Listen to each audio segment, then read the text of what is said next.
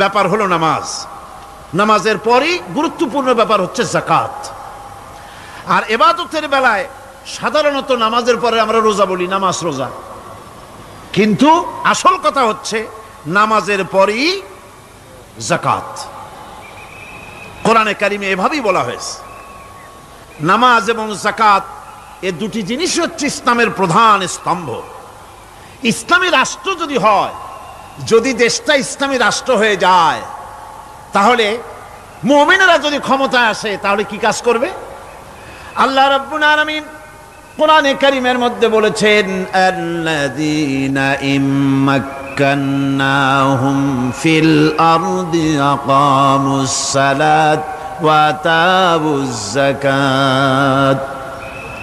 আমার মুমিন বান্দারা যদি ক্ষমতায় আসে, মুমিনরা যদি ক্ষমতা পায়, তাহলে চারখানা কাজ করবে। কয়খান কাজ? জোরে চিল্লায় কোন কয়খান? প্রথম কাজ, ক্ষমতায় এসেই নামাজ প্রতিষ্ঠা করবে। প্রথম কাজ কি? নামাজ প্রতিষ্ঠা করবে। সে নামাজের কথা বলবো কালকে। 2 নম্বরের কাজ হলো যাকাত আদায় করবে। 2 নম্বরের কাজ কি? যাকাত আদায় করবে। যাকাত বোর্ড গঠন করবে না, যাকাত আদায় করবে। যে সরকার নামাজ প্রতিষ্ঠা করে না, সে সরকারের যাকাত বোর্ড করে যাকাত আদায় করার অধিকার থাকার কথা নয়। সুবিধাবাদ জিন্দাবাদ দিলে তো চলবে না। যাকাতের টাকা নিয়ে করেন কল্যাণমূলক কাজ, কিন্তু আল্লাহর হুকুম তো সেরকম না। আল্লাহর প্রথম হুকুম হলো নামাজ প্রতিষ্ঠা করতে হবে, তারপরে যাকাত আদায় করতে হবে। কোরআন শরীফ খোলার সাথে সাথে যে জিনিসটা নজরে পড়ে সেটা কি? কোরআনে কারীম খোলার সঙ্গে সঙ্গে যে জিনিসটি নজর পড়ে তা হলো আলিফ লাম মিম যালিকাল কিতাবু লা রাইবা ফীহি হুদাল লিল মুত্তাকিন আল্লাযীনা ইউমিনুনা বিল গায়বি ওয়া ইউকিমুনাস সালাতা ওয়া মিম্মা রাযাকনাহুম ইউনফিকুন। এই কিতাবের মধ্যে কোনো সন্দেহ নাই, মুত্তাকিনদের জন্য কিতাব হেদায়েত, হেদায়েতের জন্য এসেছে। আর মুত্তাকি হচ্ছে তারা যারা নাকি গায়েবের প্রতি ঈমান আনে, অদৃশ্যকে বিশ্বাস করে, নামাজকে প্রতিষ্ঠা করে, আর আমি যে রিজিক দিয়েছি তার দ্বারা আমার রাস্তায় খরচ করে। ইসলাম নামাজের পরই যাকাতের জায়গাটা দিয়েছে। যেখানেই আছে আকিমুস সালাত, সেখানেই আছে ওয়াতুজ যাকাত। দেখছেন কি ধরনের একটা মিল? যেখানেই নামাজ প্রতিষ্ঠা করো সেখানে যাকাত আদায় করো। তার মানে হলো নামাজ সঠিকভাবে প্রতিষ্ঠা হতেই পারে না যাকাত ভিত্তিক অর্থ ব্যবস্থা পরিচালিত হওয়া ছাড়া। কারণ একটি গরিব মানুষ, পেটে খাবার নাই, সে নামাজ পড়তে যখন দাঁড়িয়েছে তার নিজের পেটে খাবার নাই, তার বাচ্চা অসুখে তড়পাচ্ছে, তার ছেলের পরীক্ষার ফি নাই, ফি দেওয়ার মতো পয়সা নাই, তার স্ত্রীর পরনে কাপড় নাই, নামাজ পড়তে দাঁড়িয়েছে। স্বাভাবিকভাবেই নিজের ক্ষুধার যন্ত্রণা, বিবি বাল বাচ্চার কষ্টের কথা, এগুলি তার মনের মধ্যে তোলপাড় করে উঠবে। এ কথা আল্লাহর চাইতে আর কে ভালো বুঝবে? সেই জন্য আল্লাহ পাক বলেছেন, আকিমুস সালাত ওয়া আতুজ যাকাত, নামাজ প্রতিষ্ঠা করো, যাকাত আদায় করো। নামাজ আর যাকাতকে পাশাপাশি রাখা হয়েছে। আর এই নামাজ আর যাকাত দুনিয়ার সমস্ত নবীদের উপর আল্লাহ ফরজ করেছিলেন। কোন সুবহানাল্লাহ। এ শুধু আপনার আমার নবীর উপরে না, দুনিয়ার সব নবীদের উপরে নামাজ আর যাকাত কি ছিল? ফরজ। হযরত ইব্রাহিম আলাইহিস সালাম এবং তার বংশের নবীদের কথা উল্লেখ করার পর আল্লাহ রাব্বুল আলামিন বলছেন, ওয়াজআলনাহুম আইম্মাতান ইয়াহদুনা বিআমরিনা ওয়া আওহাইনা ইলাইহিম ফি'লাল খায়রাত وإقام الصلاة وإيتاء الزكاة وكانوا لنا عابدين وجعلناهم أئمة। আমি সমস্ত নবীদেরকে নেতা বানাইছি। সমস্ত নবীরা কি? আর এক শ্রেণীর, কি বলবো আমি, আমার কাছে ভাষা আসতেছে না, এক শ্রেণীর ভদ্রলোক বলি, ওনারা বলেন নবীদের নেতা কওয়া যাবে না। আশ্চর্য কথা। এই আয়াতের অর্থ তারা কি করবেন? ওয়াজআলনাহুম আইম্মাতান, নবীদের কথা বলা হচ্ছে, আমি সমস্ত নবীদেরকে নেতা বানিয়েছি, তাদেরকে আমি নির্দেশ করেছি ভালো কাজের, তারা কল্যাণমূলক কাজ করবে এটা নির্দেশ করেছি, নেতা বানিয়েছি। আর তাদেরকে বলেছি কল্যাণমূলক কাজ করার জন্য, নামাজকে প্রতিষ্ঠা করার জন্য, যাকাতকে আদায় করার জন্য। আর তারা সবাই ছিল আমার অনুগত, বাধ্যগত। নবীরা সব হলেন নেতা। নবীরা কি?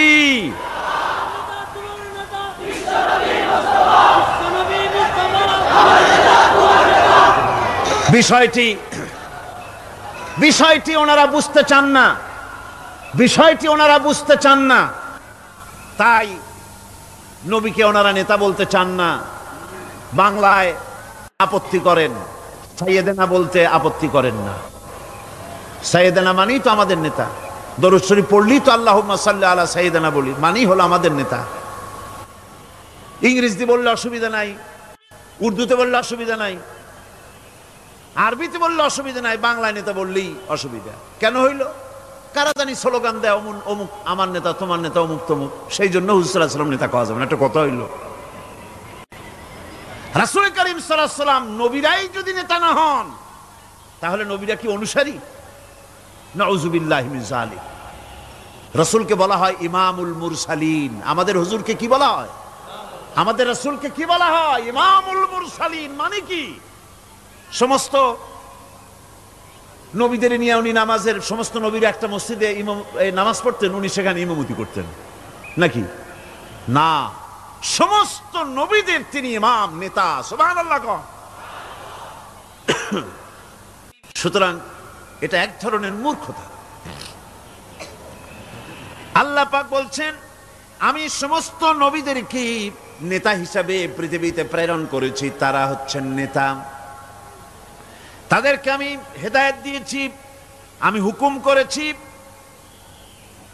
ওহীর মাধ্যমে জনকল্যাণমূলক কাজ তোমরা করো, নামাজ প্রতিষ্ঠা করো, কল্যাণমূলক কাজ করো, ফেলাল খায়রাত, কল্যাণমূলক কাজ করো, আর নামাজ প্রতিষ্ঠা করো, যাকাতকে আদায় করো। আর তারা সবাই ছিল আমার বাধ্যগত। ইসমাঈল আলাইহিস সালাম সম্পর্কে বলা হয়েছে, وَكَانَ يَأْمُرُ أَهْلَهُ بِالصَّلَاةِ وَالزَّكَاةِ وَكَانَ عِندَ رَبِّهِ مَرْضِيًّا। সে তার স্বজনদেরকে নামাজের হুকুম করত, নামাজের এবং যাকাতের নির্দেশ দিতেন হযরত ইসমাঈল আলাইহিস সালাম। আর তিনি ছিলেন বিশেষ মর্যাদার অধিকারী। মূসা আলাইহিস সালাম এবং তার কওমকে আল্লাহ পাক এই অর্ডার দিয়েছিলেন। মূসা আলাইহিস সালাম বলেছিলেন, আয় আল্লাহ, আমার কওমকে যেন তুমি গজব দিও না, তাদেরকে তুমি শাস্তি দিও না। আল্লাহ পাক হযরত মূসা আলাইহিস সালামের এই প্রার্থনার জবাবে আল্লাহ পাক বললেন, আযাবি উসিবু বিহি মান আশাউ ওয়া রাহমাতি ওয়াসিআত কুল্লা শাই। আমি যাকে চাইবো আমার আযাবে নিক্ষেপ করব, তবে সকল জিনিসের উপর আমার রহমত পরিবেষ্টিত আছে। তবে হ্যাঁ, ফাসাকতুবুহা লিল্লাযীনা ইয়াত্তাকুনা ওয়া ইউতুনাজ যাকাতা ওয়াল্লাযীনা হুম বিআয়াতিনা ইউমিনুন। আমি এই রহমত কেবলমাত্র তাদের জন্য লিখে রাখবো যারা নাকি নামাজ প্রতিষ্ঠা করবে আর যারা যাকাত আদায় করবে, আমি তাদেরকে আমার গজব থেকে বাঁচাইয়া দেব। যাকাত যারা আদায় করবে আমি তাদেরকে আমার শাস্তি থেকে, গজব থেকে রক্ষা করব। রাসূল করিম সাল্লাল্লাহু আলাইহি সাল্লামের পূর্বে শেষ নবী হচ্ছেন হযরত ঈসা আলাইহিস সালাম। তাকেও আল্লাহ পাক এই অর্ডারই করেছেন। কোরআনে কারিমে বলা হচ্ছে, ওয়াজআলানি মুবারাকান আইনামা কুনতু ওয়া আওসানি বিসসালাতি ওয়াজ যাকাতি মা দুমতু হাইয়া। আমি যেখানেই থাকি না কেন আমাকে অর্ডার করা হয়েছে যতদিন বেঁচে থাকবো আমি ততদিন যেন আমি নামাজ আদায় করি আর যাকাত দেই। ঈসা আলাইহিস সালাম বলছেন, আল্লাহ পাক আমার উপরে এই নির্দেশ করেছেন, আমি যেখানেই থাকি আর যতদিন বাঁচি আমাকে নামাজ আর যাকাত এই দুটি জিনিস সম্পর্কে আল্লাহ পাক আমাকে আদেশ করেছেন। এখন যাকাত দিতে হবে, গুরুত্বপূর্ণ ব্যাপার। মানুষেরা অবহেলায় যাকাত থেকে নিজেকে বঞ্চিত রেখেছে, মাহরুম রেখেছে এত বড় একটি নিয়ামত থেকে, সমাজকে মাহরুম করছে, যাকাত দিচ্ছেন। কোরআনে কারীমের 3টি আয়াতে যাকাতের কথা এভাবে বলা হয়েছে, ইয়া আইয়ুহাল্লাযীনা আমানু আনফিকু মিন তাইয়্যিবাতি মা কাসাবতুম ওয়া মিম্মা আখরাজনা লাকুম মিনাল আরদ। হে ইমানদার লোকেরা, তোমরা যেসব পবিত্র অর্থ সম্পদ উপার্জন করো সেগুলি, এবং আমি জমিন থেকে তোমাদের যে ফসল দান করি, ফসল উৎপাদন করে দেই, তার থেকে তোমরা আল্লাহর পথে খরচ করো। এগুলো 1 নম্বর আয়াত। 2 নম্বর, প্রথম আয়াত বলা হয়েছে সূরা বাকারায়, আর সূরা আনআমে বলা হচ্ছে কুলু মিন সামারিহি ইযা আসমারা ওয়া আতু হাক্কাহু ইয়াওমা হাসাদিহি। তার উৎপাদিত ফল ফসল তোমরা খাও, আর ফসলের একটি অংশ ফসল কাটার দিনেই আল্লাহর হকটা, আল্লাহর অধিকারটা আদায় করে দাও। যেদিন তোমরা ফসল কাটবে সেদিনই এই অধিকারটা আদায় করে দাও। এই যে একটা ফরজ, এই ফরজটা মুসলমানেরা বেমালুম ভুলে গিয়েছে। ফসলের যাকাত তারা দেয় না। ফসলের যাকাতকে বলা হয় ওশর। কি বলা হয়? ওশর। এই ওশর, এখন যদি আপনি গ্রামে গিয়া কোন শিক্ষিত লোককেও যদি জিজ্ঞেস করেন, ভাই ওশর কি চেনো, সে বলবে, ভাই ওশর এটা কি জাতীয় প্রাণী, সারপোকা না তেলাপোকা না আরশোলা, আমি তো এই নামটাম তেমন শুনি টুনি নাই, বুঝবি না ওশরটা কি জিনিস। অথচ নামাজ রোজার মতোই ফরজ ওশর আদায় করা। কবে আদায় করবেন? যেদিন আপনি ফসল কাটবেন সেই দিনই ওশর আদায় করে দিবেন। পরিমাণটা কি হবে? পরিমাণ হবে আকাশের বৃষ্টির পানি দিয়ে, আকাশের বৃষ্টির পানি দিয়া যদি ফসল হয় তাহলে দিবেন 10 ভাগের 1 ভাগ। 10 মণ যদি ধান হয়, গম হয়, ডাল হয়, 1 মণ আল্লাহর অধিকার আদায় করে দিবেন। অধিকারটা কার? আল্লাহ কি করবে দিয়া? আল্লাহর অধিকার মানে গরিবের অধিকার, গরিবের হক, এই অধিকারটা আদায় করে দাও। 10 মণ হলে কয় মণ? কি হলে? যদি আকাশের বৃষ্টির পানিতে হয়। আর যদি আপনার সেচের মাধ্যমে হয়, সেচ পরিকল্পনার মাধ্যমে পয়সা খরচ করে পেট্রোল ডিজেল লাগায়া ইঞ্জিন চালাইয়া পানি উঠাইয়া কষ্ট করে ফসল ফলাইছেন, তাহলে আল্লাহ পাক বলছেন 10 মণে 1 মণ দেওয়া লাগবে না, তোমার খরচ হইছে বেশি। বান্দারে, তোমার উপরে আল্লাহ পাক জুলুম করবেন না, এবার 20 মণ হলে তার থেকে 1 মণ দিও। সুবহানাল্লাহ।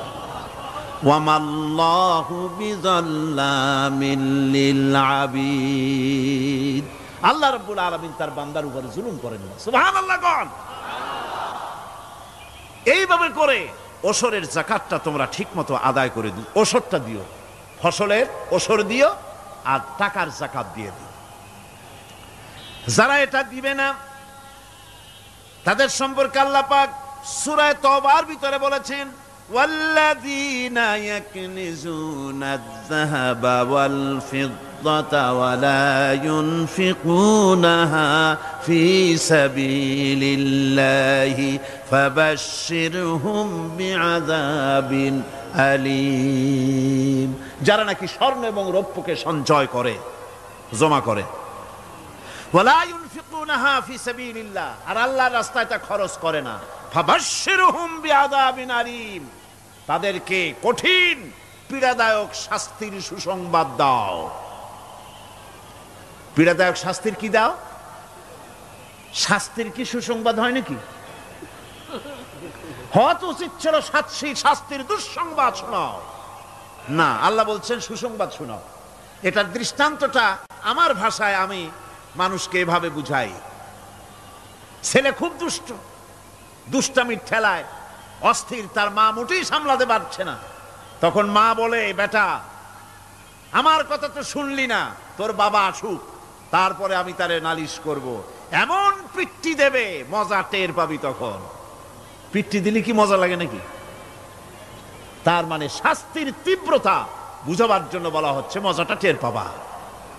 আল্লাহ রাব্বুল আলামিন বলছেন, কঠিন পীড়াদায়ক শাস্তির সুসংবাদ ওদের দাও, সোনা রূপা যারা জমা করে রাখে, যাকাত দেয় না, আল্লাহর রাস্তায় খরচ করে না। সোনা এখন পুরুষেরাও ব্যবহার করা আরম্ভ করছে। অবশ্য চিটাগংয়ে এমন কাম শুরু হয় নাই। ছাত্র, শিক্ষক, অফিসার গলায় একটা সোনার চেন, শীতের দিনেও সামনের বোতাম খুলে রাখে যাতে চেনটা সকলে দেখে। মিয়া সাহেব, এটা সোনার চেন না, জাহান্নামের আগুনের শিকল পড়েছ। পুরুষের জন্য এক রত্তি সোনাও হারাম। তোমার শরীরের সৌন্দর্য বাড়াবার জন্য স্বর্ণ ব্যবহার করতে পারবা না। স্বর্ণ রৌপ্য জমা করলো আর আল্লাহর রাস্তায় খরচ করলো না। রব্বুল আলামিন বলেন, ইয়াউমা ইউহমা আলাইহা ফি নারি জাহান্নামা ফাতুকওয়া বিহা জিবাহুহুম ওয়া জুনুবুহুম ওয়া যুহুরুহুম। একদিন আসবে এমন যেদিন এই সঞ্চিত ধনরাশি, সোনা দানাগুলি জাহান্নামের আগুন দিয়ে জ্বালানো হবে। আর জাহান্নামের আগুন দিয়ে জ্বালায়া এইগুলি দিয়ে তার পিঠের উপরে আর পাঁজরে সিল মারা হবে জাহান্নামের আগুন দিয়া। বলা হবে, হাদা মা কানাজতুম লিআনফুসিকুম ফাযুকু মা কুনতুম তাকনিজুন। মজা চাখো, স্বাদ গ্রহণ করো, এ হলো তোমার সেই সঞ্চিত সম্পদ, সঞ্চিত ধনরাশি যা তুমি জমা করেছো আর আল্লাহর রাস্তায় খরচ করনি। এখন এর শাস্তি গ্রহণ করো। সুতরাং সঞ্চয় করা, মাল জমা করা এক শ্রেণীর লোক আছে। আল্লাহ পাক বলছেন, আল্লাযী জামা মালান ওয়া আদ্দাদা, মাল জমা করে আর মোছে তেল মাখে। টেলিফোন করে, হ্যালো সোনালী ব্যাংকের ম্যানেজার সাহেব নাকি? বলে, হ্যাঁ, দেখুন তো আমার ব্যালেন্সটা কত। উনি বললেন, বল্টু সাহেব আপনার ব্যালেন্স হচ্ছে 50,77,372 টাকা 79 পয়সা। তখন মোজ ঘষে, আতর লাগায়, তেল মাখে আর মনে মনে আনন্দ হয়, আরো কিছু জমা করতে পারলেই তো কঠিন কোটায় পৌঁছে যাব। আল্লাযী জামা মালান ওয়া আদ্দাদা, মাল জমা করে আর গুনতে থাকে, আল্লাহর রাস্তায় খরচ করে না। আল্লাহ রাব্বুল আলামিন বলছেন, খুয মিন আমওয়ালিহিম সাদাকাতান তুতাহহিরুহুম ওয়া তুযাক্কিহিম বিহা, তাদের অর্থ সম্পদ থেকে যাকাত উসুল করে তাদেরকে পবিত্র করে দাও। যাকাত আদায় করার মানেই হলো তার সম্পদগুলি পাক হয়ে গেল। কোন আলহামদুলিল্লাহ, সম্পদ পাক হয়ে গেল, পবিত্র হয়ে গেল। আর যেই সম্পদের যাকাত দেওয়া হয় না, আল্লাহর রাস্তায় খরচ করা হয় না, তা সম্পূর্ণরূপে অপবিত্র, নাপাক। কি পরিমাণ সম্পদের নিসাবটা কেমন হবে? নিসাব হবে 52.5 তোলা রৌপ্য যদি আপনার কাছে থাকে, আপনি বাজার দর হিসাবে যাকাত দিবেন। স্বর্ণ 7.5 তোলা পর্যন্ত যদি হয়ে যায়, তাহলে অবশ্যই বাজার দর হিসাবে প্রতি বছর তার যাকাত দিবেন। ছাগল যদি 40টা থাকে যাকাত দিবেন, গরু যদি 30টা থাকে তাহলে যাকাত দিবেন। যাকাতের মাসলাটা খুবই কঠিন, যেখানে সেখানে গিয়ে জিজ্ঞেস করে এর জবাব পাওয়া সুকঠিন হয়ে যাবে। এই জন্য মাল পবিত্র করার জন্য, জাহান্নামের কঠিন শাস্তি থেকে বাঁচার জন্য আমি আপনাদেরকে উপদেশ দেব, সাজেশন করব, পরামর্শ দেব একটা বই পড়ার জন্য। বইটা লেখক হচ্ছেন আল্লামা ইউসুফ আল কারজাবী। বর্তমান আসরে এই বর্তমান বিশ্বের একজন সাহসী মুফাক্কির ইসলাম, কাতার ইউনিভার্সিটির শরিয়া ফ্যাকাল্টির ডিন, তার লেখা ফিকহুজ যাকাত, এই আরবি বিশাল এই আরবি গ্রন্থের অনুবাদ করেছেন অনুবাদ রাজ্যের রাজা, এদেশে ইসলামী আন্দোলনের এই ভূখণ্ডের পুরোধা, ইসলামী আন্দোলনের বর্তমান সব নেতাদের ওস্তাদ আল্লামা হযরত মাওলানা আব্দুর রহিম সাহেব রাহিমাহুল্লাহ, আল্লাহ তাকে জান্নাতুল ফেরদাউসের মেহমান বানায় নিক, জোরে কোন আমিন। তিনি এটার অনুবাদ করেছেন ইসলামে যাকাতের বিধান। ইসলামে, নামটা মনে রাখেন, ইসলামে যাকাতের বিধান। ইসলামী ফাউন্ডেশন বইটা বের করেছে, এত বড় 2টি খণ্ড। এই বইটি আপনারা সংগ্রহ করবেন, ইসলামের যাকাত বিধান, বইটি আপনারা সংগ্রহ করবেন মনে করে। এখন যাকাতের নিসাব আমি বললাম, এবার বলবো যাকাতের খাত। আমি যা বলতেছি এগুলি আমার বানানো নাকি? আল্লাহর কথা বলছি। কার কথা? আল্লাহর কথা। যাকাত কোথায় কোথায় ব্যয় করবেন, কারে কারে দিবেন?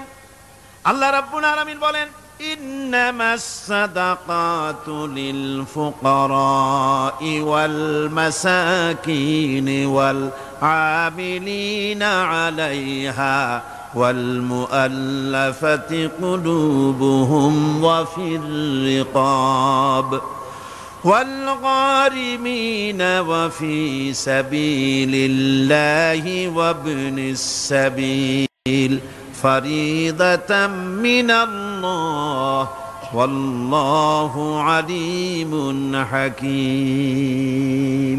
সূরা তাওবার মধ্যে আল্লাহ পাক যাকাত কোথায় কোথায় দিবেন খাতগুলি আল্লাহ বলে দিচ্ছেন। কোন আলহামদুলিল্লাহ। যেখানে সেখানে যাকাত দেওয়া যাবে না। যাকাতের জন্য খাত হচ্ছে 8টা। যাকাতের জন্য খাত কয়টা?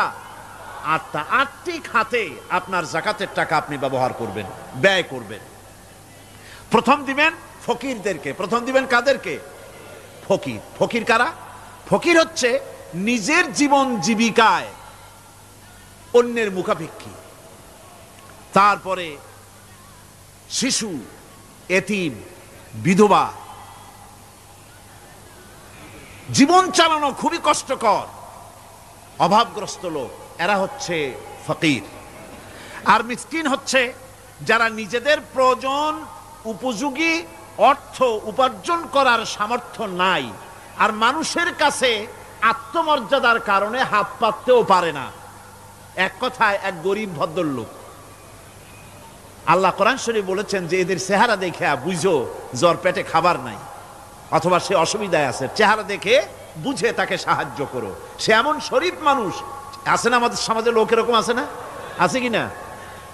ঘরের মধ্যে 3 দিনও রান্না হয় নাই, কিন্তু দাড়ি টাড়ি সুন্দর করে আশ্রায়া জামাটা পরিপাটি করে গায়ে দিয়ে বেরোচ্ছে, কাউর কাছে হাত পাতে না, তার সরাপাতে তার ভদ্রতায় বাঁধে।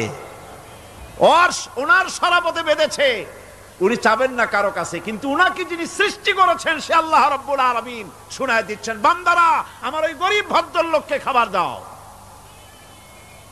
ওরা হচ্ছে মিসকিন।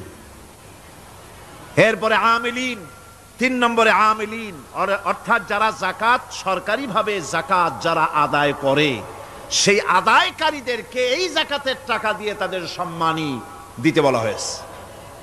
ইসলামী গভর্নমেন্ট আসলে যাকাত তো আর আপনার খুশি মতো থাকবে না, যাকাত দিতে আপনি বাধ্য হবেন। যাকাত দিতে আপনি বাধ্য হবেন। যাকাত আদায় করবে গভর্নমেন্ট। কে আদায় করবে? গভর্নমেন্ট আদায় করবে, আর গভর্নমেন্ট ডিস্ট্রিবিউট করবে। ওয়াল মুআল্লাফাতিল কুলুব, মনতুষ্টির জন্য, যাদের মন জয় করতে হবে এই ধরনের লোকদেরকে। ওয়ার রিকাব, আর গলদেশের মুক্তিদানের জন্য। ওয়াল গারিমিন, আর ঋণগ্রস্ত ব্যক্তি, তাও আবার এমন পর্যায়ের যে ঋণ পরিশোধ করতে গেলে যদি তার এমন অবস্থা হয় যে তার কাছে যাকাত দেওয়ার মতো টাকা থাকে না, এরকমের অবস্থা যদি হয় তাহলে যাকাতের টাকা দিয়ে তার ঋণ পরিশোধ করে দেওয়া যেতে পারে। ফি সাবিলিল্লাহ। এরপরে হচ্ছে জিহাদের রাস্তা। জিহাদের রাস্তা মানে জিহাদ যখন শুরু হবে সেই জিহাদের ময়দানে আপনি বন্দুক রাইফেল কিনে দেওয়ার সাহায্য করবেন সেটা নয়, কিন্তু শুধু এটাকে বোঝানো হয় নাই। অফি সাবিলিল্লাহ বলতে বোঝানো হয়েছে আল্লাহর রাস্তায় সংগ্রামরত সব ব্যাপারে আপনি সাহায্য করবেন, ইসলামী আন্দোলনের জন্য করবেন। যারা ইসলামের জন্য বইপত্র লেখে তাদের জন্য করবেন, যদি পয়সায় কুলাতে না পারে সেখানে সাহায্য করবেন। ইসলামী আন্দোলনকে বিজয় করার জন্য সাহায্য করবেন। এক কথায় আল্লাহর রাস্তা বলতে যা বুঝায় এগুলিকে দিবেন। ইবনে সাবিল, এরপরে পথিক মুসাফির। পথিক মুসাফির সে যদি বাড়িতে ধনী থাকে, ঢাকায় ধনী, কিন্তু চট্টগ্রামে এসে সর্বহারা হয়ে গেছে, টাকা পয়সা সব লুটপাট হয়ে গেছে, এখন বাড়ি ফেরার উপায় নাই, যাকাতের টাকা দিয়ে তাকে সাহায্য করা যেতে পারে। এই 8টি খাতে এভাবে যাকাত দেওয়ার জন্য আল্লাহ খাত সৃষ্টি করেছেন। কয়টা খাত হলো? 8টা খাত। ইসলাম যাকাত ভিত্তিক অর্থ ব্যবস্থা কায়েম করে, আর অনৈসলামিক সরকার সুদ ভিত্তিক অর্থ ব্যবস্থা কায়েম করে। যাকাত আর সুদের মধ্যে পার্থক্য কি? যাকাত হচ্ছে, এক কথায় বুঝাই, ব্যাখ্যা দেব না, এক কথায় বুঝাবো। যাকাত হচ্ছে ধনীদের কাছ থেকে নেও, গরিবদেরকে দাও। আবার শুনুন, যাকাত হচ্ছে ধনীদের কাছ থেকে নাও, গরিবদেরকে দাও। আর সুদ হচ্ছে গরিবদের কাছ থেকে নাও, ধনীদেরকে দাও। টাকায় টাকা টানে, একজনে শুনছিল টাকায় টাকা টানে, সে মনে করলো কেমনে টাকায় টাকা টানে। তারপরে সে এক ব্যাংকের সামনে গিয়ে অনেক টাকার মধ্যে নিজের একটা টাকা ছুঁড়ে মেরেছে। ঘন্টা 2 দাঁড়ায় আছে, দেখে যে তার টাকা আসে না। তখন ব্যাংকের দারোয়ান এসে পিছন থেকে গলাটা ঠেসে ধরছে, বেটা তুমি চোর নাকি, না হাইজাকার, না মাস্তান, না সাদাবাজ? কয় যে না, আমি এর কোনোটাই না। তাহলে এই পজিশন নিয়ে দেখতেছো কি? কয় যে আমি শুনছিলাম টাকায় টাকা টানে, সেজন্য আমার পকেটে একটা টাকা ছিল, ওই যে কেশিয়ার টাকাগুলি গুনতেছে ওইখানে মারলাম, দেখিনি টাকা, আমার টাকায় কিছু টাকা টাইনে আনে। এতক্ষণ দাঁড়ানো, আমার টাকা তো টানলই না, আমার যে একটা টাকা তাও আসে না।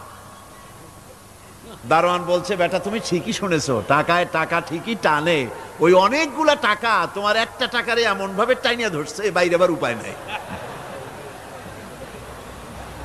সুদভিত্তিক অর্থ ব্যবস্থায় গরিবরা এভাবে শোষিত হয়। শোষিত হয় কারা? গরিবরা। সিনেমা কারা বানায়?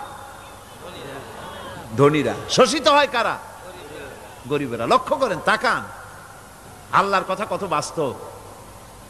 ধনীরা সিনেমা বানায়, শোষিত হচ্ছে গরিবেরা। রিক্সা চালায়, ঠেলা গাড়ি চালায়, মাথার ঘাম পায়ে ফেলেছে, পরিশ্রান্ত হয়েছে, বিকাল বেলায় সেই টাকা নিয়ে যাচ্ছে বাজার করতে। সিনেমা হলের সামনে যায় দেখে সর্বনাশ, যুবক একটা যুবতীর জড়ায় ধরছে 2 হাত দিয়া, নিচে লেখা কি যে প্রেম আর কত যে জ্বালা। বেচারা গরিব মানুষ মাথা গরম হয়ে গেছে এটা দেখিয়া, যে বাইরে যদি এত জ্বালা, ভিতরে না জানি কত মজা। যে টাকা দিয়ে চাউল কিনতো সেই টাকা দিয়া টিকিট কিনে সিনেমায় ঢুকলো। এর মাথা ঘামানো পয়সাগুলি পাইল কে? বড় লোকই পেল। বড় লোকেরা ব্যাংকে টাকা রাখে, গরিব মানুষেরা ব্যাংক থেকে টাকা লোন নেয়। কৃষি লোন নিল, গরু কিনলো, বীজ কিনলো, সার কিনলো। আকাশ থেকে বৃষ্টি হলো না, অনাবৃষ্টি, অতিবৃষ্টি, খরার কারণে ফসল হলো না। ব্যাংক কি তার লোন মাফ করবে? তার সুদ মাফ করবে? শেষ পর্যন্ত গরুটা বেচা, মায়ের হাতের, বউর হাতের শেষ চুড়ি গাছা বিক্রি করে লোন পরিশোধ করলো। বড় লোকের টাকা ওখানে ছিল, ওই টাকায় আরো টাকা গিয়ে জমলো, আর গরিব ফতুর হয়ে গেল। এই জন্য আল্লাহ পাক বলেছেন সুদ হচ্ছে ওয়াহাল্লাল্লাহুল বায়া ওয়া হাররামা রিবা। আল্লাহ পাক ব্যবসাকে করেছে হালাল, সুদকে করেছেন হারাম। এই সুদের মধ্যে 70টি গুনাহ, তার ছোট্ট গুনাহ হলো নিজের মায়ের সাথে জিনা করা। জোরে কোন নাউজুবিল্লাহ। মায়ের সাথে জিনা করার চাইতেও নিকৃষ্ট, এটা হলো ছোট গুনাহ। টের পাইছেন? এইটাই হলো ছোট গুনাহ। তাহলে বড় গুনাহ কি? বড় গুনাহ হচ্ছে আল্লাহ আর তার রাসূলের সাথে যুদ্ধ করা। নাউজুবিল্লাহ পড়ে। সুতরাং এই সুদভিত্তিক অর্থ ব্যবস্থার এই সুদভিত্তিক অর্থ ব্যবস্থাকে নির্মূল করে দিয়ে ইসলাম যাকাত ভিত্তিক অর্থ ব্যবস্থা কায়েম করেছিল, যার ফলে মানুষ খেয়ে পরে সুখে শান্তিতে বসবাস করেছে। চুরি নাই, ডাকাতি নাই, জেনা নাই, ব্যভিচার নাই, হত্যা নাই, ধর্ষণ নাই। এমন এক সময় এসেছিল কোরআনে কারিমের বরকতে, যাকাত ভিত্তিক অর্থনীতির বরকতে, এমন এক সময় এসেছিল ময়দানে ঢোল পিটানো হতো বাজারে বাজারে, যাকাত কে নেবে, যাকাত কে নেবে, যাকাত কে নেবে। একজন মানুষও খুঁজে পাওয়া যায় নাই যে বলবে যাকাত আমার দরকার। গল্প করলাম? এটা কি গল্প? এটা বাস্তব। হযরতে ওমর বিন আব্দুল আজিজ রাহমাতুল্লাহ আলাইহির জামানায় সাদকার টাকা নিয়ে 3টি দিন একজন ঘুরেছেন গ্রামে গ্রামে, ময়দানে ময়দানে। একটা গরিব খুঁজতেছেন সদকার টাকা দেবে, গরিব খুঁজে পাওয়া যায় না। ক্লান্ত শ্রান্ত হয়ে মরুদ্যানের ভিতরে আরাম করতেছেন, এমন সেখানে আর একটা লোক আসছে, ধুলা মলিন বড় একটা বস্কা তার সাথে। এই লোকটি তার কাছে গিয়ে বলছে, ভাই আল্লাহ আপনারে আমারে মিলাই দিছে, 3 দিন পর্যন্ত ঘুরেছি কিছু সদকার টাকা নিয়ে, এত বড় দেশের এত জায়গা ঘুরলাম, একটা গরিব পাই নাই যে তারে দেব, আল্লাহ আপনারে মিলাই দিছে, নেন এই টাকাগুলা। কয় যে তোমার মাথা খারাপ না স্ক্রু ঢিলা? তুমি কি মনে করছো আমার এই বস্কার মধ্যে ছেঁড়া খাতা? তোমার টোপলায় যে টাকা আছে আমার বস্তায় তার থেকে অনেক বেশি টাকা আছে। তুমি ঘুরতেছো 3 দিন, আমি ঘুরতেছি সপ্তাহকাল, একটা ভিক্ষুক পাই নাই। এটা কিসের বরকতে? ইসলামী অর্থনীতির বরকতে। যেরকম কিসের বরকতে? কপাল পোড়া জাতি, কপাল পোড়া জাতি। সেই বরকতপূর্ণ সমাজ ব্যবস্থার দিকে না গিয়ে কোন নেতা কোন নেত্রী কি কইল সেদিকে দৌড়ায়, সেদিকেই দৌড়ায় পাগলের মতো। হেমিলেনের বংশীবাদক বাঁশি বাজায় চললো, আর ইঁদুর বাঁদর সব পিছনে ছুটলো। এর কোনো মানে হয় না। বন্ধুগণ, আল্লাহ রাব্বুল আলামিন এই যাকাত ব্যবস্থার মাধ্যমে বিরাট পরিবর্তন এনে দিয়েছিলেন। এটি আল্লাহ পাকের একটি বিশাল নিয়ামত। এই নিয়ামত আল্লাহ পাক ইসলামী রাষ্ট্রকে দান করেছেন। আর যাকাতই বরকত। হালালে বরকত হয়, হারামে তো আর বরকত হয় না। কথা ঠিক কিনা কন? এখন আল্লাহর রাহে যে আপনি খরচ করবেন, সেই খরচ করার জন্য আল্লাহ রাব্বুল আলামিন কয়েকটা মূলনীতি দিয়েছেন। কিভাবে কি মন মানসিকতা নিয়ে খরচ করবেন। খরচ করলেই কিন্তু সওয়াব হবে না। আতর মাখবেন, যদি চিন্তা করেন যে আতর মাখলাম, মাহফিলে যাব, মসজিদে যাব, লোকেরা টের পাবে যে বেটা আতর একখান মাখছে, খামো খাই আপনার আমও গেল সালাও গেল, কোনো সওয়াব হইল না। আর যদি আতর মাখেন এই নিয়ত করে আতর মেখেছি, রাসূল পাক সাল্লাল্লাহু আলাইহি ওয়াসাল্লামের একটা সুন্নত আমল করলাম, আল্লাহ রাব্বুল আলামিন অসংখ্য নেকি আমল নামায় লিখে দিবেন। নিয়তের উপরে দারমাদার করছে সবকিছু। এখন আপনি যে খরচ করবেন, সেই খরচটা কিভাবে করবেন, কি মন মানসিকতায় করলে পরে আল্লাহ খুশি হবেন, সেই কথাটি আল্লাহ পাক কোরআনে কারিমের মধ্যে বলছেন। আমি আপনাদের সামনে সেগুলি বলছি। দানটা হতে হবে কেবলমাত্র আল্লাহরে খুশি করার জন্য। মনে রাখেন, এটা হলো এক নম্বর। কি দানটা হতে হবে কারে খুশি? জোরে কোন? আল্লাহ পাক বলছেন, ওয়ামা তুনফিকুনা ইল্লা ইবতিগা ওয়াজহিল্লাহ। তোমরা যা কিছু খরচ করো তাতে আল্লাহর সন্তুষ্টি লাভ করা ছাড়া মনের মধ্যে অন্য কিছু যেন লক্ষ্য না থাকে। শুধুমাত্র আল্লাহর সন্তুষ্টি মনের মধ্যে তোমরা রাখবে। আর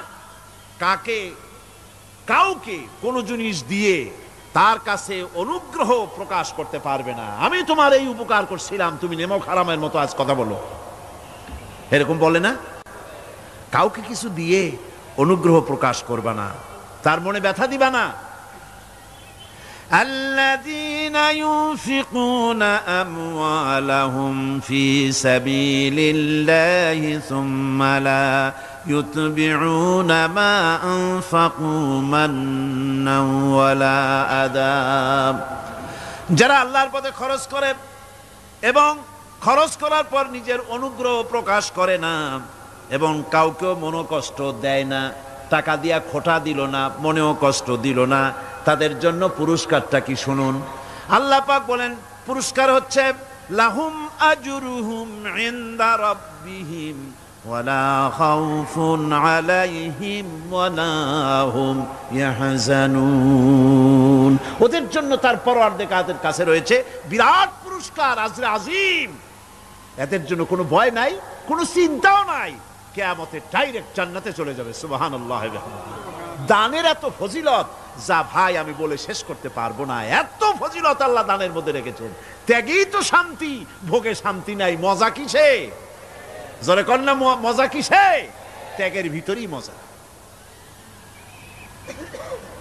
এরপরে আল্লাহ পাক বলছেন আল্লাহর পথে 3 নম্বরে হতেছে আল্লাহর পথে যা খরচ করবা বেছে বেছে ভালো জিনিসটা দিও, বাইসা বাইসা ছেঁড়া জামাটা দিও না।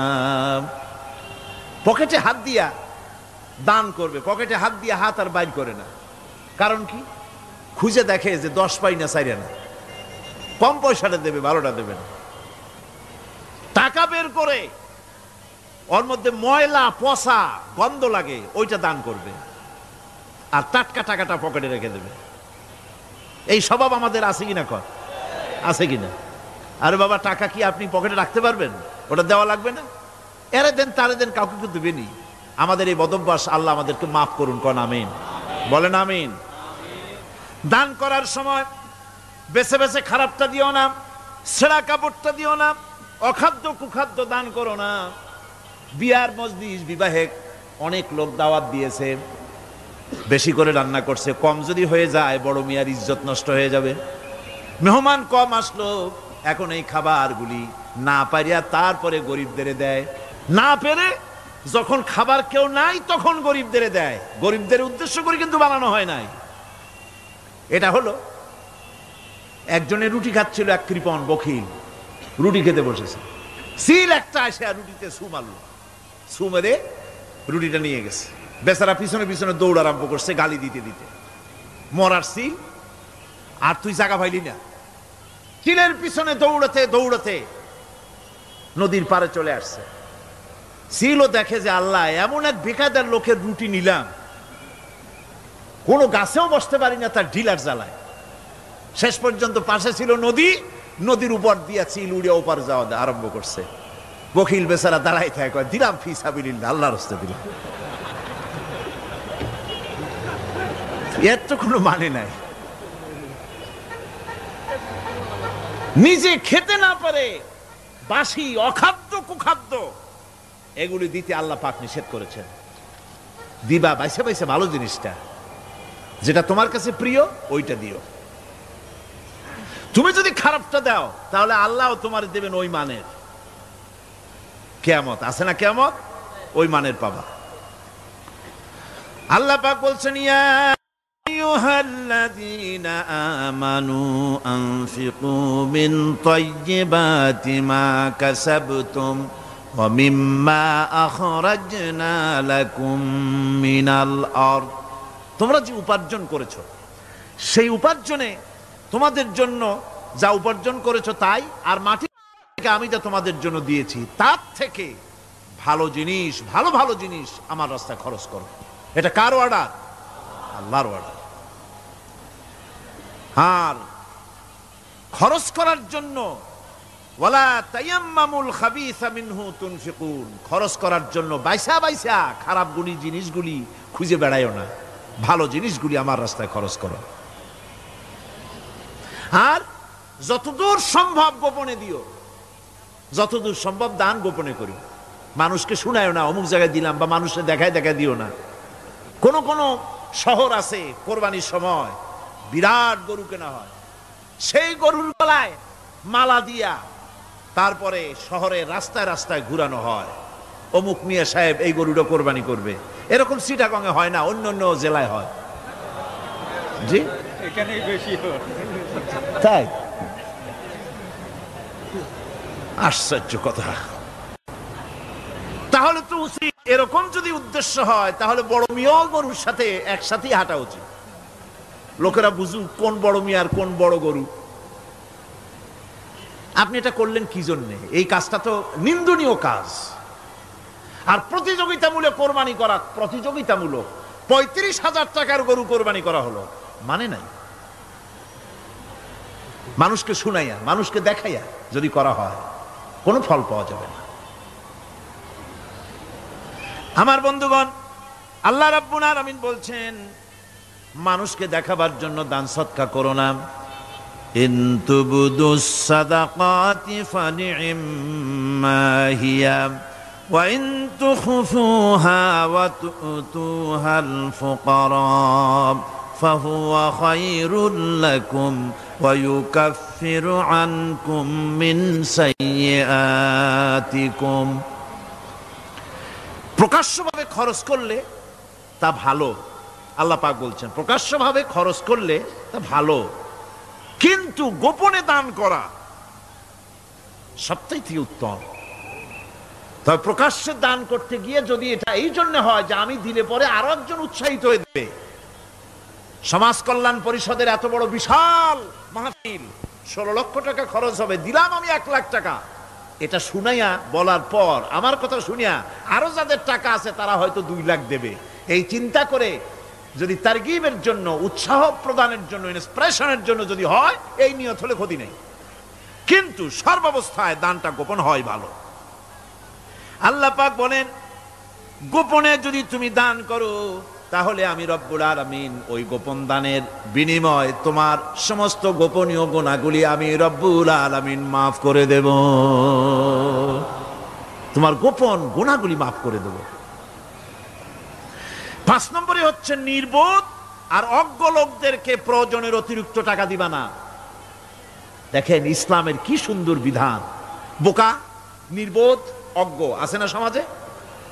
তুমি মহব্বতে, আল্লাহর মহব্বতে ওর লাগে 500 টাকা দিয়ে দিলা 5,000 টাকা, এ তো সর্বনাশ করে ফেলাবে, সে তো খারাপ জায়গায় তা ব্যয় করবে।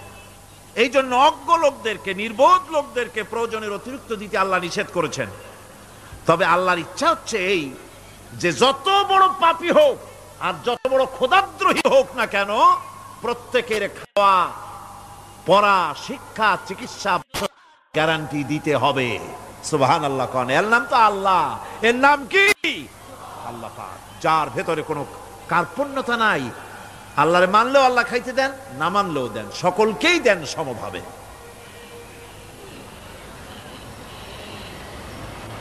6 নম্বরে হচ্ছে কারো প্রয়োজন পূরণের জন্য যদি ধার দেওয়া হয়, যদি কাউকে ধার দেন তা আদায় করার জন্য বারবার তাকে তাগাদা দেওয়া যাবে না। একথা শুনিয়া যারা ঋণগ্রস্ত আছেন তারা আবার এই সুবিধাটা নিয়েন না। সামর্থ্য থাকতে যদি যার কাছ থেকে ধার এনেছেন তাকে যদি কষ্ট দেন, অবশ্যই আল্লাহর কাছে আসামি হতে হবে কিয়ামতের দিন, কোনো সন্দেহ নাই। আর যে ব্যক্তি ধার দিয়েছেন তিনি যদি বুঝতে পারেন যে এই লোকটি আসলেই নিয়ত ভালো কিন্তু দিতে পারতেছে না, তাহলে এমন লোককে বারবার তাগাদা দিতে আল্লাহ নিষেধ করেছেন। তাকে শরম দিও না, তাকে সময় দাও। وَإِنْ كَانَ ذُو عُسْرَةٍ فَنَذِرَةٌ إِلَى مَيْسَرَةٍ وَأَنْ تَصَدَّقُوا خَيْرٌ لَكُمْ إِنْ كُنْتُمْ تَعْلَمُونَ। ঋণগ্রস্ত ব্যক্তির আর্থিক অবস্থা খারাপ হলে সচ্ছল হওয়া পর্যন্ত তাকে সময় দাও, আর তাকে যদি ক্ষমা করে দিতে পারো সেটা তো অনেক ভালো কথা, আল্লাহ তোমার প্রতি রহম করবেন। যদি ক্ষমার তাকে যদি সে দিতেই পারবে না এমন অবস্থা যদি হয়, তাহলে তাকে তুমি ক্ষমা করে দিও। কিছু সংখ্যক লোক আছে যারা ধার নিয়ে আসলেই ফাঁকি দিতে চায়, আছে না এমন সমাজে? না নাই? কিছু লোক আছে ধার নেয়, ভাই দেব 1 মাসের মধ্যে, কোনো সন্দেহ নাই। 6 মাস যায় তারপরেও দেয় না, অন্য কাজ করে মিটাই, অন্য কাজ মিটায়, কিন্তু এর টাকা পরিশোধ করে না। এরকম লোকও আছে, তারা আল্লাহর কাছে দায়ী হবে। একবার পত্রিকায় দেখেছিলাম কার বাড়িতে কার্টুন দিয়েছে, বাড়িতে বিরাট সাইনবোর্ড লাগাইছে কুকুর হইতে সাবধান। তার বন্ধু বলছে ভাই তুমি কুকুর কিনলে কবে? কয় যে না, কুকুর কিনি নাই, সাইনবোর্ড লাগাইছি পাওনাদারদেরকে ঠেকাবার জন্য, যাতে সহজে বাড়ির মধ্যে না ঢোকে। এই চালাকিটা আর কেউ বুঝুক আর না বুঝুক, আল্লাহ পাক তো খুব ভালো করেই বোঝেন। 7 নম্বরের কথা হলো দান করার ব্যাপারে, যে আপনি দান করতে করতে যা আছে সব ফতুর করে ফেলাবেন, এটা কিন্তু ইসলাম চায় না। আপনার সন্তান সন্ততিকে বঞ্চিত করে, স্ত্রী পুত্রকে বঞ্চিত করে সমানে দান করবেন, ঘরে না খায়া থাকবেন, এই অবস্থা যেন না হয়। খরচ করবেন কি? আল্লাহ পাক বলছেন ওয়ায়াসআলুনাকা মাযা ইউনফিকুনা কুলিল আফওয়া। নবী, আপনাকে প্রশ্ন করা হয় কি খরচ করব, আপনি বলুন প্রয়োজনের অতিরিক্ত জিনিস যেটা আছে সেটাই আল্লাহর জন্য খরচ করে দাও। তোমার প্রয়োজন যখন মিটে গেছে, ব্যাংকের মধ্যে অসংখ্য টাকা জমা রাখা খালি গুনতেছে বসে বসে, তা না করে অভাবগ্রস্ত মানুষদের প্রয়োজন মিটাও। খরচ করার ভিতরে আর খরচ না করার ভিতরে ভারসাম্য রক্ষা করতে হবে। ولا تجعل يدك مغلولة إلى عنقك ولا تبسطها كل البسط فتقعد ملوما محسورا। তোমাদের দানের হাত গুটায় একেবারে গলার সাথে বেঁধে রেখো না, আবার এমন বেশি ছেড়েও দিও না, কারণ এর ফলে তোমাকে অনুতপ্ত হওয়া লাগতে পারে, কার্পণ্যতাও না হয়, আর দ্বিতীয় জমের মতো দিয়ে সব ফতুরু না হয়ে যাও। দুটোর মধ্যে ব্যালেন্স হতে হবে।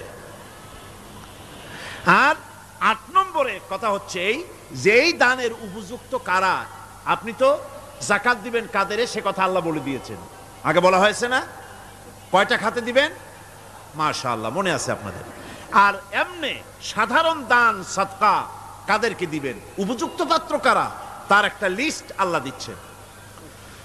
وبالوالدين إحسانا وبذي القربى واليتامى والمساكين والجار ذي القربى। নিজের পিতামাতা, নিকট আত্মীয়, ইয়াতিম, মিসকিন এবং আত্মীয় প্রতিবেশী, তাদেরকে দিবে। আমি কিন্তু এখন যাকাতের কথা বলছি না, মা বাপকে যাকাত দেওয়া যাবে না।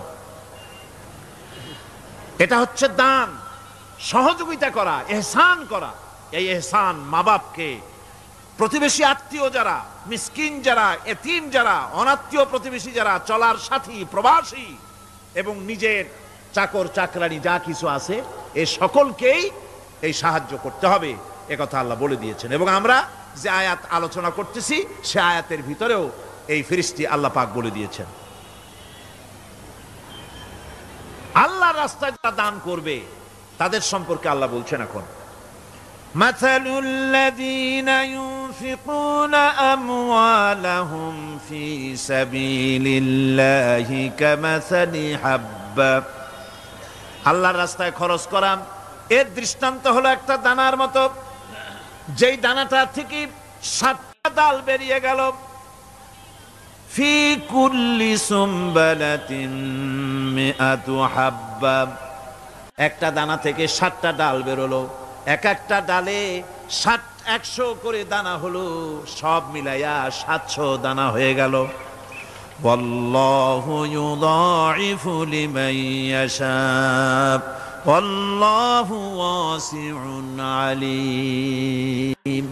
আল্লাহ পাক বলেন এই পৃথিবীতে একটা দানায় 700 দানা যে আল্লাহ রাব্বুল আলামিন তোমার হাতে ধরায় দিলেন, সে আল্লাহ পাকের ব্যাংকে যদি টাকা জমা রাখো, আল্লাহর রাস্তায় যদি খরচ করো, 700 গুণ বাড়াইয়া আল্লাহ তোমার হাতে ধরাইয়া দিবেন। ওয়াল্লাহু ইউদাইফু লিমান ইয়াশা, আর আল্লাহ ইচ্ছে করলে এর থেকেও বেশি তোমাকে দান করবেন। সুবহানাল্লাহ, কোন জোরে। আর এই দান করতে হবে মরার আগে। কোন সময় দেবেন কোন?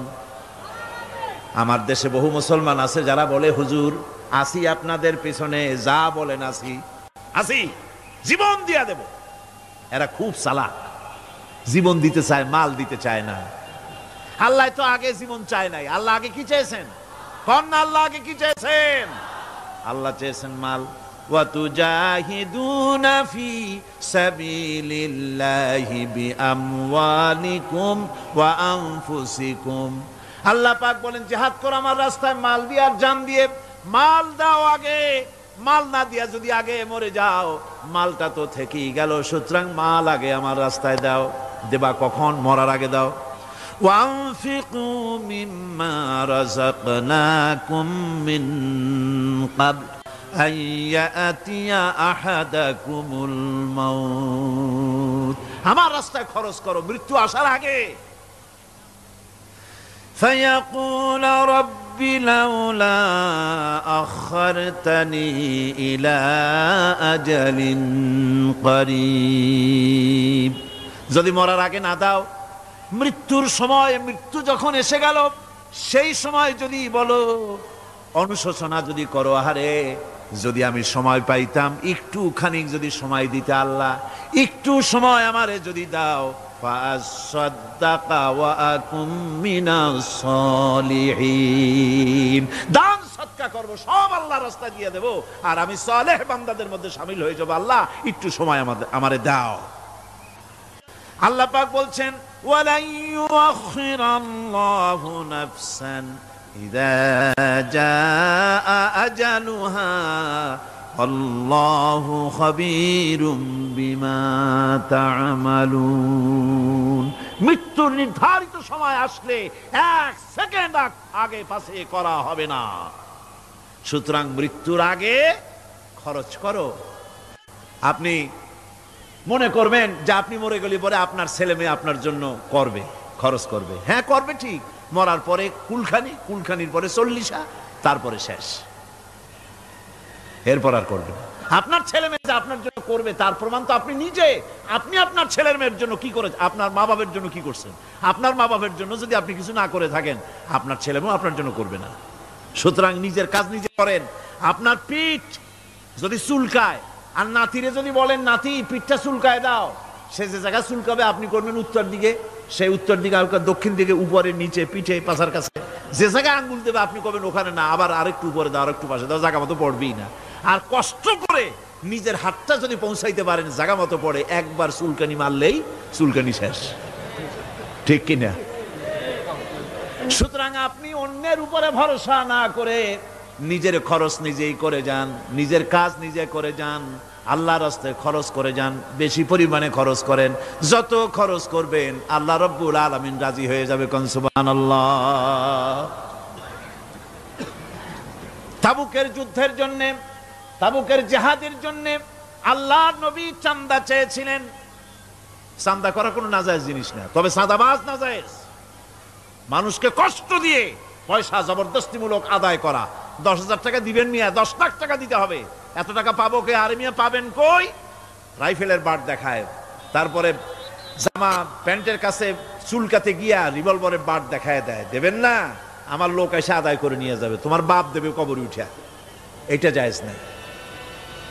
কথা বুঝতে পেরেছি?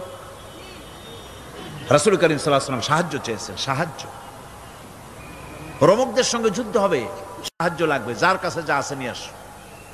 মহিলারা কানের দুল খুলে দিল, নাকের ফুল খুলে দিল, গলার হার খুলে দিল। মানুষের সাহাবায়ে কেরাম টাকা করি উজাড় করে দিতে লাগলেন। এত হলো, হুজুরকে দেখা যায় না, স্তূপ হয়ে গেছে, সোনাদানা টাকা পয়সা অস্ত্রপাতির স্তূপ। হুজুর বলছেন তোমরা তো সবাই দিলে, আমার আবু বকর কোথায়? হযরত সিদ্দিক আকবর রাদিয়াল্লাহু তাআলা আনহু, তিনি ছিলেন এক পিলারের আড়ালে, খামের আড়ালে, সেখান থেকে বেরিয়ে এসেছেন, হাতে 70টা পোটলা। হুজুর দেখেন হযরত আবু বকরের চোখে পানি, হুজুরের হাতে পোটলাটা উঠাই দিলেন। নবীজি পোটলা খুলে ছাড়লেন, কয়েক সের, কয়েক কেজি গম পড়লো আর কয়েকটা দিরহাম পড়লো। হুজুর হযরত আবু বকরের দিকে তাকায় দেখেন সিদ্দিক আকবর রাদিয়াল্লাহু তাআলা আনহুর চোখের থেকে পানি পড়ে দাড়ি ভিজে ভিজে পড়তেছে। আল্লাহর নবী বলেন, ও সাহাবীরা, তোমরা সবাই মিলে আজকে যে দান করেছো, সব দানের যত মর্যাদা হয়েছে তার থেকে একা আবু বকরের দানের মর্যাদা আল্লাহর কাছে বেশি হয়ে গেছে।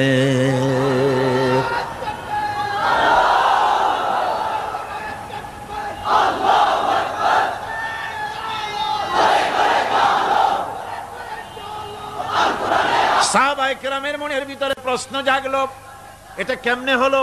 আমরা এত এত দিলাম। এই জিহাদে হযরতে ওমর রাদিয়াল্লাহু তাআলা আনহু তার জীবনের সঞ্চিত সম্পদের অর্ধেকটা, পুরা অর্ধেকটা দান করে দিয়েছিলেন। হুজুর সাহাবায়ে কেরামদের মনের অবস্থা বুঝলেন, প্রশ্ন করলেন, তোমরা কে কত দিছো, বাড়ি কত আছে? প্রত্যেকেই বললেন এত দিছি, বাড়ি এত আছে। হযরত আবু বকরের কাছে হুজুর জিজ্ঞেস করলেন, আবু বকর কত আনছো, বাড়ি কত আছে? হযরত আবু বকর বলেন, ইয়া রাসূলুল্লাহ, আল্লাহ পাকের নামে কসম করে বলি, আমি আবু বকরের ঘরে আল্লাহ আমি আবু বকরের বাড়িতে জাগতিক সম্পদ বলতে যা বুঝায় সব এনে রাসূল কারীমের কদম মোবারকে হাজির করেছি। আমি আবু বকরের ঘরের ভিতরে এখন আল্লাহর তার রাসূল ছাড়া কোনো জিনিস বাকি নাই, সব এনে দিয়েছি। আমার ভাইয়েরা, এই জন্য আল্লাহ রাব্বুল আলামিন দানের ভিতরে বিরাট ফজিলত রেখেছেন। সাহাবায়ে কেরাম যদি এরকম দান না করতেন, এভাবে কোরবানি না দিতেন, ইসলাম এই পর্যন্ত আসতো না। ঠিক কি না? ইসলামের জন্য সবচাইতে বড় অবদান নবীর পরেই সাহাবায়ে কেরাম রিদওয়ানুল্লাহি তাআলা আলাইহিম আজমাইন। এই জিহাদে হযরত আব্দুল্লাহ জুলবাজাদাইন কিচ্ছু দিতে পারেন নাই, বুখারী শরীফের হাদিস। কিছু নাই, দেবে কি? লুঙ্গিও আনতে পারেন নাই, ল্যাংটো হয়ে তাকে তাড়াই দেওয়া হয়েছিল, ল্যাংটো করে। গায়ে জামা নাই, পরনে লুঙ্গি নাই, মার কাছ থেকে একটা ছেঁড়া কম্বল নিয়ে সেই কম্বল পরে আসছিলেন মদিনা মুনাওয়ারায়। তাবুকের যুদ্ধে কোনো চান্দা তিনি না দিতে পেরে মনটা বড়ই দুর্বল। তিনি আল্লাহর নবীকে প্রতিমধ্যে গিয়া ধরলেন, তাবুকের দিকে যাচ্ছেন আর প্রতিমধ্যে নবীর সামনে গিয়ে দাঁড়ায় গেছেন, বলতেছেন, ইয়া রাসূলুল্লাহ, এই জিহাদে আমি তো কিছুই দিতে পারলাম না, আমার তো কিছু নাই, দেওয়ার মতো কিছুই নাই, কিছুই তো দিতে পারলাম না, শরীরটা ছাড়া আমার কাছে আর কিছুই নাই। হুজুর আপনি আমার জন্য দোয়া করেন, আমি যেন ইসলামের জন্য আমার জানটা দিয়ে দিতে পারি। নবীজি বললেন, একটা গাছের ছাল নিয়ে আসো, দেখো পাও নাকি। হযরত আব্দুল্লাহ ঘুরে ঘুরে একটা গাছের ছাল নিয়ে আসলেন। নবীজি ছালটা হাতে নিয়ে হযরতে আব্দুল্লাহ জুলবাজাদাইনের ডান হাতে বাঁধে দিলেন আর বললেন, আল্লাহ আমি আব্দুল্লাহর রক্ত কাফেরদের জন্য হারাম করে দিলাম। হে আল্লাহ, তুমি আব্দুল্লাহর রক্ত কাফেরদের জন্য হারাম করে দাও। হযরত আব্দুল্লাহ কাঁদতে লাগলেন, বললেন, আয় আল্লাহর নবী, আমি চেয়েছিলাম আমি শহীদ হয়ে যাব, জীবনটা দিয়ে দেব, আর আপনি আমার রক্ত হারাম করলেন, আল্লাহর কাছে দোয়া করলেন, কেমন কথা। হুজুর বলেন, আব্দুল্লাহ তোমার জন্য এমন দোয়া করা হয়েছে, এখন যদি তুমি ঘরে বসে জ্বর হয়েও মরো, আল্লাহ রাব্বুল আলামিন তোমার শাহাদাতের মর্যাদা দিয়ে দিবেন।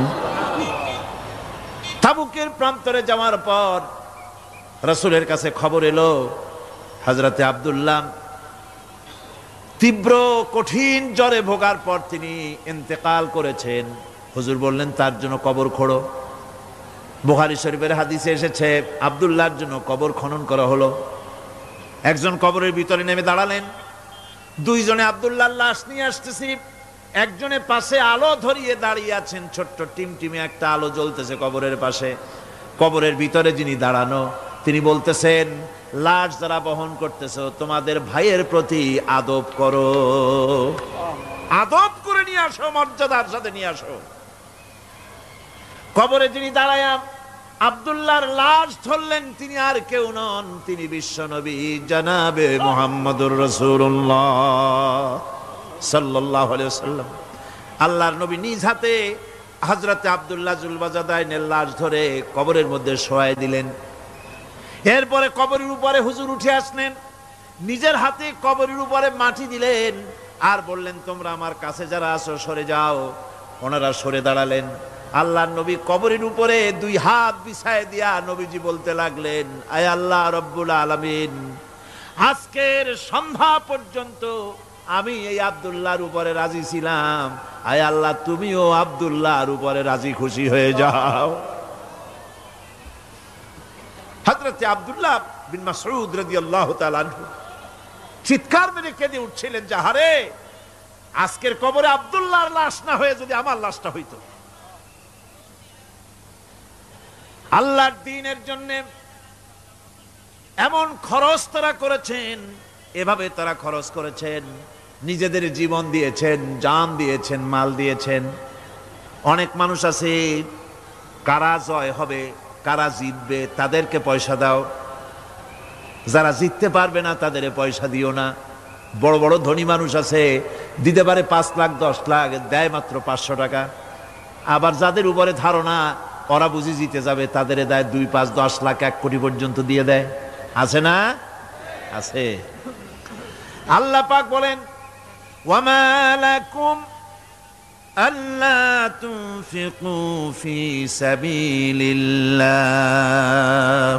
আল্লাহর পথে খরচ করার ব্যাপারে তোমাদের আপত্তি কেন? কি হয়েছে তোমাদের? কেন আল্লাহর পথে খরচ করতে পারো না? ওয়ালিল্লাহি মিরাসুস সামাওয়াতি ওয়াল আরদ, অথচ আসমান এবং জমিনের সব কিছুর মালিকানা কার? আল্লাহর না। ওয়াজ তো আমি করি, গলায় অসুবিধা হলে আমার হবে, আপনাদের তো হওয়ার কথা না। শুনতে শুনতে গলা ভাঙছে। আকাশ আর জমিনে যা কিছু আছে সবটার মালিক কে? আল্লাহর নাম কি? যেমনটি জোরে নেওয়া উচিত ছিল গায়ের আওয়াজ দিয়া, গলার আওয়াজ দিয়া, তেমন আওয়াজ দিছিলেন না, দিলের থেকেও বড় আওয়াজ হইত। গায়ের শক্তি দিয়ে আল্লাহ পাকের নাম নেন। আকাশ জমিন সবকিছুর মালিকানা কার? সে আল্লাহ রাব্বুল আলামিন বলেন, লা ইয়াস্তাবি মিনকুম মান আনফাকা মিন ক্বাবলিল ফাতহি ওয়া ক্বাতালা। আল্লাহ পাক বলছেন, তোমাদের মধ্য থেকে যারা আল্লাহর রাস্তায় অংশগ্রহণ করে, যারা লড়াই করে, আর যারা খরচ করে বিজয়ের পূর্বে, যারা লড়াই করে না আর খরচ করে না বিজয়ের পূর্বে, তারা কখনো সমান নয়। সুদিনে বসন্তের কোকিল হবা, ইন্নী মাকুম, আমরাও আপনাদের সাথে ছিলাম, এটার কোনো দাম নাই। সুতরাং ইসলামের বিজয় আসবে ইনশাআল্লাহ। বলেন ইনশাআল্লাহ। ইসলামের বিজয় আসবে। বিজয় আসার পর এরপর আপনার টাকা দিয়া হবেটা কি? তখন টাকার অসুবিধা হবে না ইনশাআল্লাহ।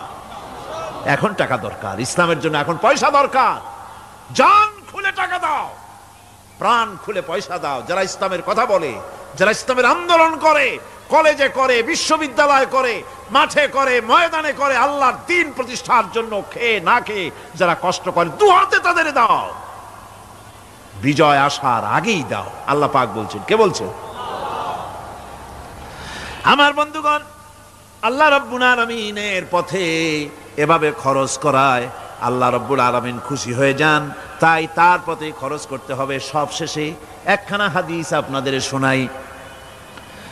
ওয়ান আবি হুরায়রা রাদিয়াল্লাহু তাআলা আনহু قال قال رسول الله صلى الله عليه وسلم السخي قريب من الله وقريب من الجنة قريب من الناس بعيد من النار। হযরত আবু হুরায়রা রাদিয়াল্লাহু তাআলা আনহু বলেন, রাসূল করিম সাল্লাল্লাহু আলাইহি ওয়াসাল্লাম বলেছেন, দানকারী আল্লাহর নিকটতম, দানকারী আল্লাহর নিকটতম, দানকারী বেহেশতের নিকটতম, দানকারী মানুষের নিকটতম, দানকারী জাহান্নাম থেকে দূরে সরায় দেন আল্লাহ। দানকারী বেহেশতের কাছে, আল্লাহর কাছে, মানুষের কাছে, আর জাহান্নাম থেকে অনেক অনেক অনেক দূরে। ওয়াল বাখিলু বাঈদুম মিনাল্লাহ বাঈদুম মিনাল জান্নাহ বাঈদুম মিনান নাস কারীবুম মিনান নার। আল্লাহর নবী বলেন, বখিল ব্যক্তি, যে ব্যক্তি কৃপণ, সে আল্লাহ থেকে দূরে, সে বেহেশত থেকে দূরে, সে মানুষ থেকে দূরে এবং জাহান্নাম থেকে একেবারেই নিকটে। নাউযুবিল্লাহ, কোন নাউযুবিল্লাহ। ওয়ালা জাহিলুন সাখিয়ুন আহাব্বা ইলাল্লাহি মিন আবিদিন বাখিল। তিরমিজি শরীফের হাদিস। আর অবশ্যই একজন জাহিল দাতা, একজন কৃপণ আবেদের চাইতে আল্লাহর কাছে তার অনেক দাম। সুবহানাল্লাহ। সুতরাং আল্লাহর পথে প্রাণ খুলে আল্লাহর পথে দেওয়ার জন্য মন তৈরি করুন। আল্লাহ যা দিয়েছেন, যেমন জোয়ার, যেমন ভাটি তেমন জোয়ার, কুয়ার পানি যদি না উঠান, কুয়ার পানি ক্রমান্বয়ে পচে যাবে, নষ্ট হবে। পানি যত উঠাবে, কুয়া পানি তত জারি থাকবে। কোন সুবহানাল্লাহ। দিতে থাকবেন আল্লাহর রাস্তায়, দিতে থাকবেন, ততই কল্যাণ হবে, মুক্তি হবে, শান্তি পাবেন। মোনাজাতের জন্য বসেন, এক্ষুনি মোনাজাত। মোনাজাতের জন্য দাঁড়ানো ভাইরা সব বসে পড়েন। আল্লাহুম্মা আমিন। রব্বানা যালামনা আনফুসানা ওয়া ইন লাম তাগফির লানা ওয়া তারহামনা লানাকুনান্না মিনাল খাসিরিন। রব্বানা লা তুযিগ কুলুবানা বা'দা ইয হাদাইতানা ওয়া হাব লানা মিন লাদুনকা রাহমাতান ইন্নাকা আনতাল ওয়াহ্হাব। আয় আল্লাহ তাআলা, এই বিশাল জনসমুদ্র নিয়ে তোমার দরবারে হাত তুলেছি পবিত্র মেরাজের রজনীতে। আয় আল্লাহ, তুমি দয়া করে মেহেরবানি করে আমাদের আলোচনা, দুরুদ সালামের সওয়াব আমাদের বিশ্ব নবী, তোমার প্রিয় হাবিব জনাবে মুহাম্মদ রাসূলুল্লাহ সাল্লাল্লাহু আলাইহি ওয়াসাল্লামের রূহ মুবারকে পৌঁছায়া দাও।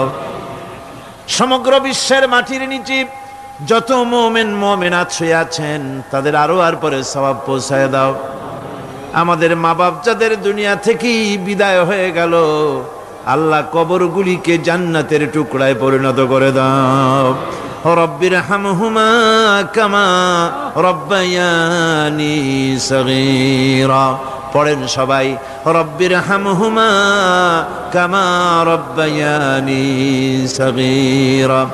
আয় আল্লাহ তাআলা, বহু মানুষ দোয়া চেয়েছি, কতজনের কত কষ্ট। কেউ হসপিটালে আছে, কারো অপারেশন হবে, কেউ বা মরে গেছে, কেউ বা মামলা মোকদ্দমায় আছে, কেউ বা পারিবারিক অশান্তিতে আছে। আল্লাহ, যিনি যেই নিয়তে দোয়া চেয়েছে, মেহেরবানি করে সেই নেক নিয়ত তোমার দরবারে কবুল করে নাও। বিপদগ্রস্ত লোকগুলিরে বিপদ থেকে বাঁচাইয়া দাও। আয় আল্লাহ রাব্বুল আলামিন, এই মাহফিলে লক্ষ লক্ষ জনতা সমুদ্রের ঢেউর মতো চতুর্দিক থেকে আসতে থাকে। তুমি আর তোমার কোরআন আর তোমার রসুল ছাড়া কোনো স্বার্থ কারো মনে নাই। কাউরে রিক্সা ভাড়া দেওয়া হয় না, ট্রাক ভাড়া, বাস ভাড়া কাউকে দেওয়া হয় না। এক লোকমা খানাও এখানে পায় না, তাবাররুক বা সিন্নি বিতরণও হয় না। আয় আল্লাহ, নিঃস্বার্থভাবে এই লোকগুলি যাতায়াত করে। আল্লাহ, তোমার কোরআনের বরকতে সকলকে তুমি গুনাহ মুক্ত করে দাও। আয় আল্লাহ তাআলা, যাতায়াতটা আসান করে দিও, যাতায়াতের পথে কারো যেন কোনো বিপদ না হয়ে যায়। আয় আল্লাহ তাআলা, বাড়ি ঘর ফালায় আসে, বাড়ি ঘর তোমার ফেরেশতা দিয়ে তুমি হেফাজত করো। রব্বুল আলামিন, মা বোনেরাও কষ্ট করে আসে, আল্লাহ তুমি দয়া করে এ মাহফিলে যারা শরীক হয়, এ মাহফিলে, কোরআনের মাহফিলে শরীক হওয়ার কারণে তোমার কাছে একটা দাবি করি। দাবিটা হলো, মেহেরবানি করে সব মানুষকে তোমার কাবা ঘর দেখাও। যারা উপস্থিত হয়েছে সকলকে তোমার হাবিবের রওজায় গিয়া সালাম দেওয়ার তৌফিক দাও। রব্বানা তাকাব্বাল মিন্না ইন্নাকা আনতাস সামিউল আলিম ওয়া তুব আলাইনা ইন্নাকা আনতাত তাওয়াবুর রহিম। سبحان ربك رب العزة عما يصفون وسلام على المرسلين الحمد لله رب العالمين واجعل آخر كلمتنا عند الموت لا إله إلا الله محمد رسول الله.